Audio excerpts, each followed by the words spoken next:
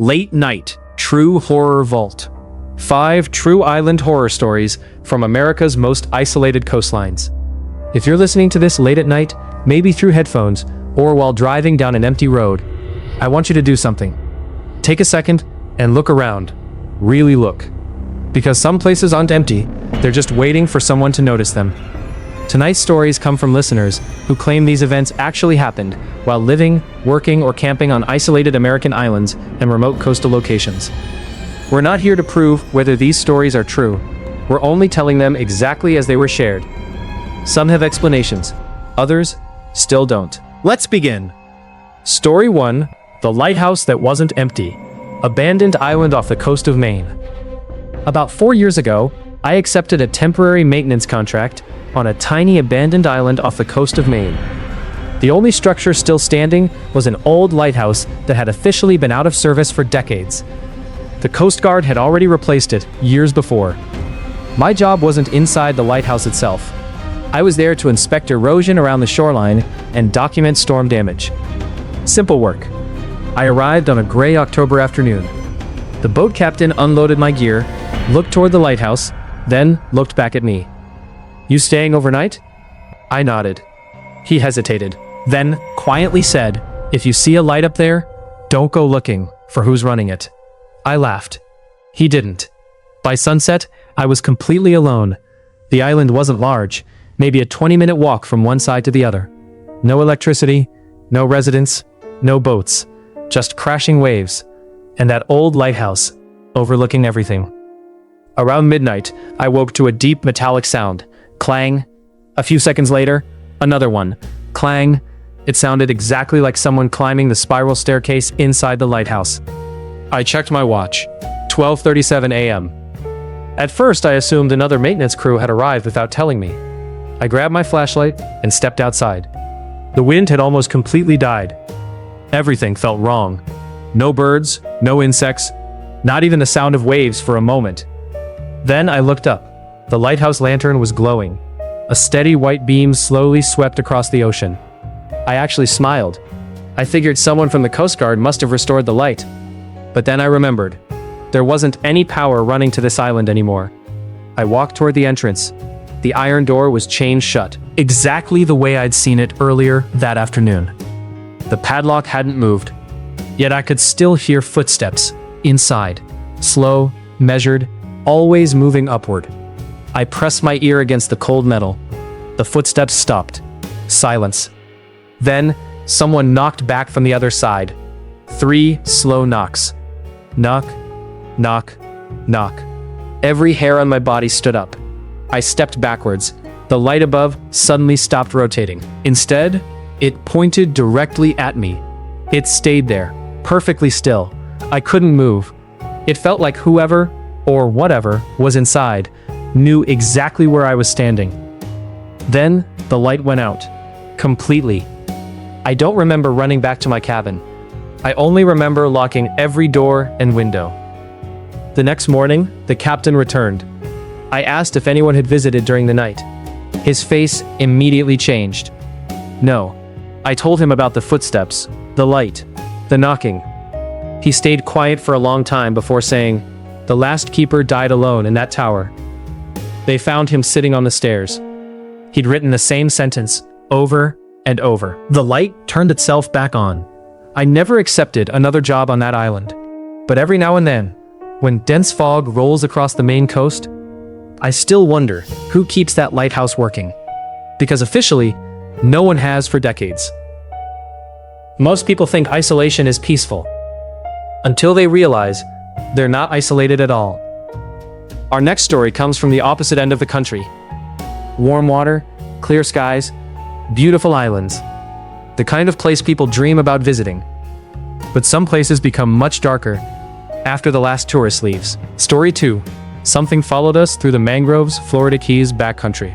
A few friends and I decided to spend a weekend camping on one of the small backcountry islands in the Florida Keys. There were 4 of us.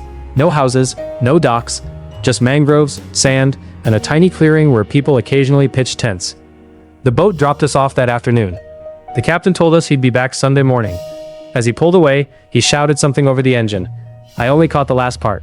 "Don't stay in the trees after dark." We laughed. We figured he was joking. By sunset, we'd started a fire, cooked dinner. Everything felt normal. Around 11 p.m., one of my friends said he kept hearing footsteps behind the mangroves. We all listened. Nothing. About 20 minutes later, we heard it too. Crunch. Crunch. Not random. Slow, intentional. Like someone walking barefoot through wet branches. I grabbed a flashlight and called out, "Hello?" No answer. The footsteps stopped instantly. We searched the edge of the trees. Nothing. No animals. No people. No tracks. We returned to the fire. That's when we noticed something strange. Our cooler had been moved. Not far. Only about 6 feet. But none of us had touched it. One friend blamed raccoons. Except, there weren't any bite marks. No scratches. Just the entire cooler carefully relocated. Around 2 a.m., I woke needing the bathroom. The fire had almost burned out. Everyone else was asleep. As I walked toward the shoreline, I noticed someone standing ankle deep in the water, perfectly still, facing the ocean. I assumed it was one of my friends. Couldn't sleep either? No response. The figure never moved. I walked a little closer. About 20 feet away, it slowly turned its head toward me. There was enough moonlight to see. There wasn't a face. Not darkness, not shadow. Just nothing.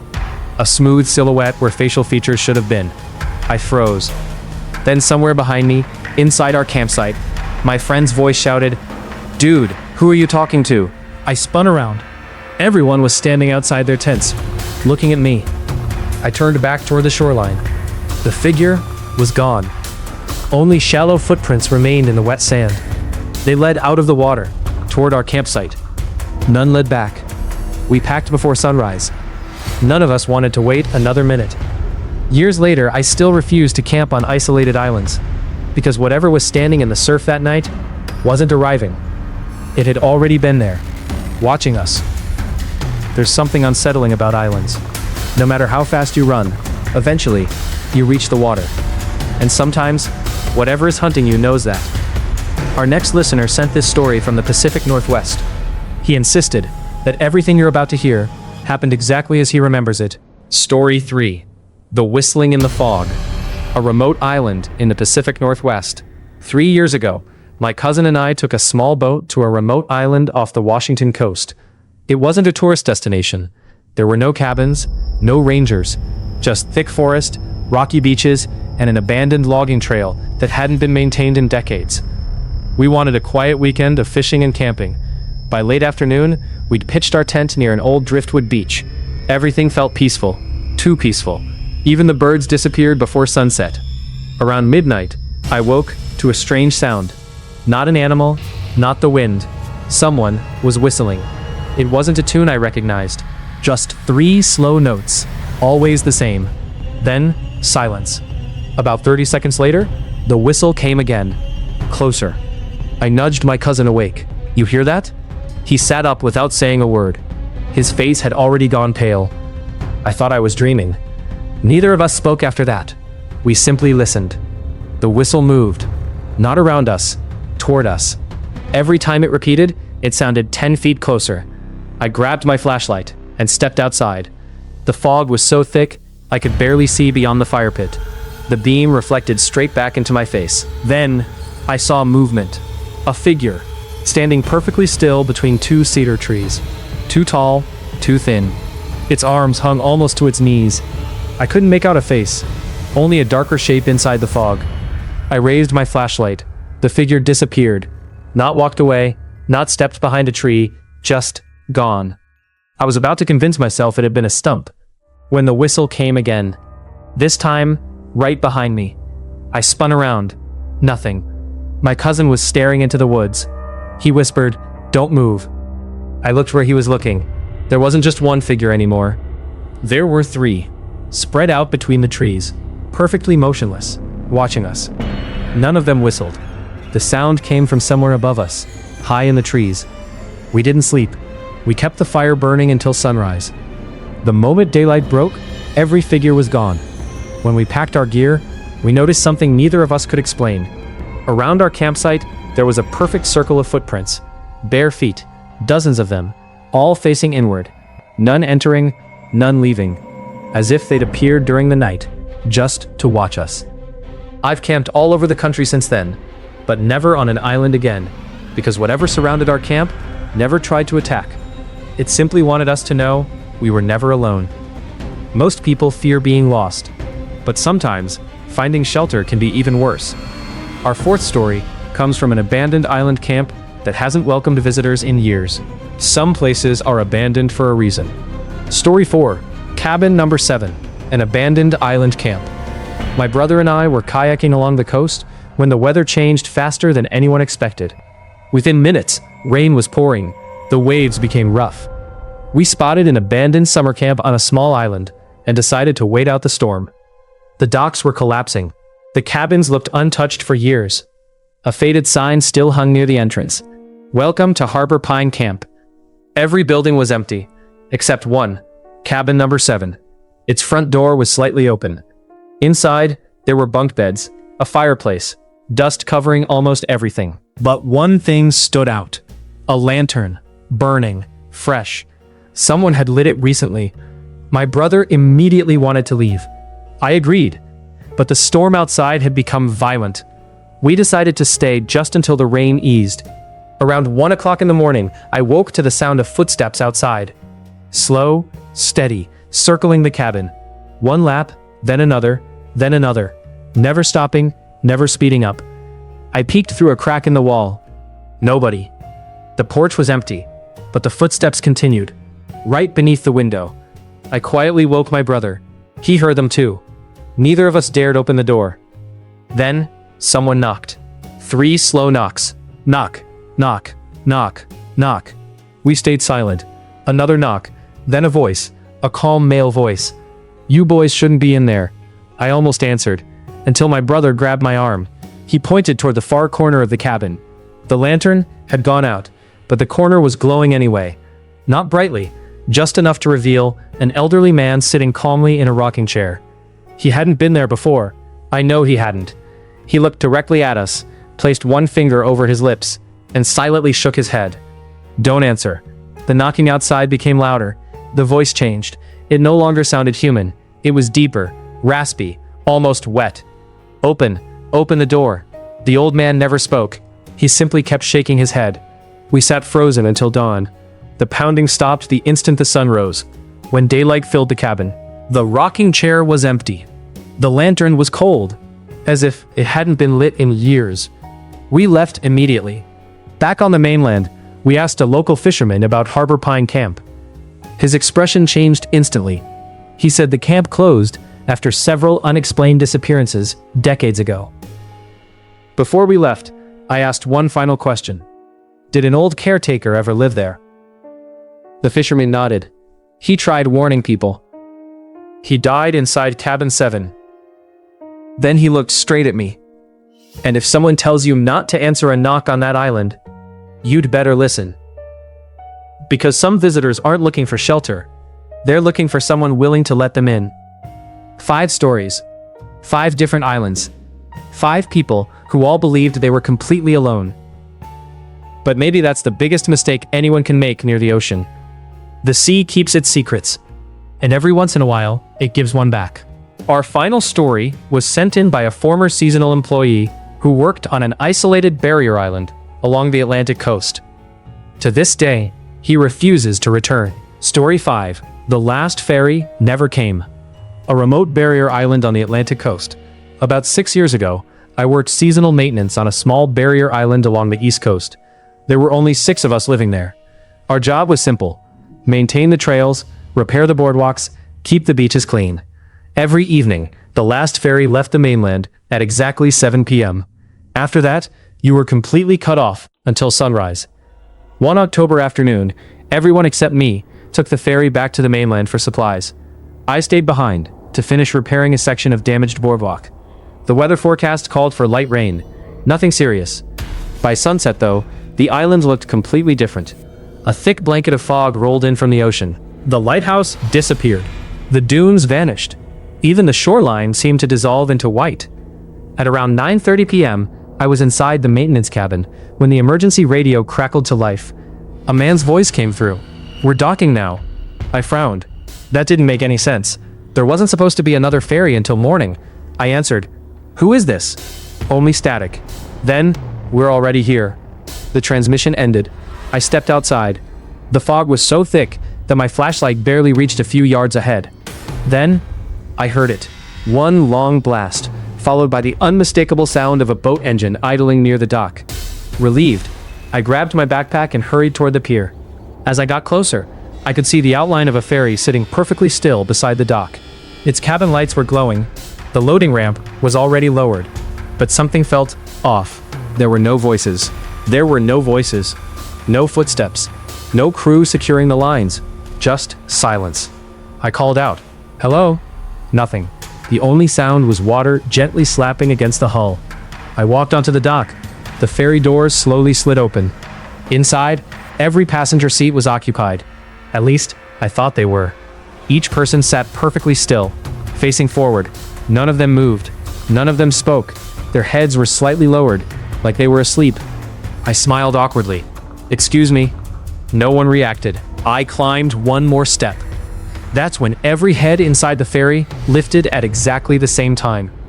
They were looking directly at me, but they didn't have faces. Not damaged, not hidden, just smooth, pale skin where eyes, noses, and mouths should have been. My legs locked. Then, one of them slowly raised a hand. Not waving, pointing, past me, toward the island. I turned around. Standing at the end of the dock was an old man wearing a faded yellow raincoat. He didn't shout. He didn't run. He simply shook his head once, very slowly. No. I looked back toward the ferry. Every passenger was still pointing at me. The radio clip to my belt suddenly exploded with static. Then I heard a frightened voice. "My God, whatever you do, don't get on that boat." It was my supervisor. The connection broke immediately. I didn't think. I ran, as fast as I could. Behind me, I heard dozens of footsteps rushing across the ferry deck, but I never looked back. I didn't stop until I reached the maintenance cabin and locked the door.